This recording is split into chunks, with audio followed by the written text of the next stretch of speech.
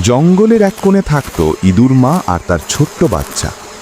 প্রতিদিন তারা গর্তের আশেপাশে দৌড়াতো, খেলতো, তাদের হাসিতে ভরে উঠত চারপাশ।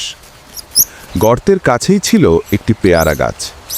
বানর খুব যত্ন নিয়ে প্রতিদিন সেই গাছে পানি দিত। একদিন ইঁদুর মা খাবারের খোঁজে বাইরে গেল, বাচ্চাটাকে রেখে গেল গর্তে একা। ঠিক তখনই বানর পানি দিচ্ছিল, কিন্তু অসাবধানতায় পানি গর্তের ভেতর ঢুকতে শুরু করলো। গর্ত দ্রুত পানিতে ভরে যেতে লাগলো। ভয়ে কাঁপতে কাঁপতে ছোট ইঁদুর চিৎকার করলো, মা বাঁচাও! দূর থেকে মায়ের কানে পৌঁছলো সেই ডাক।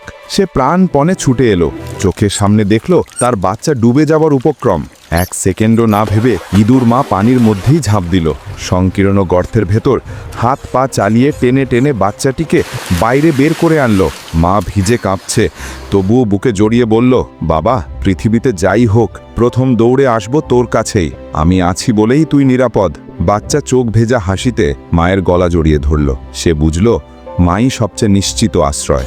মায়ের ভালোবাসা পৃথিবীর সবচেয়ে বড় শক্তি, যে শক্তি নিজের জীবন ঝুঁকিতে ফেলেও সন্তানকে নিরাপদ রাখে।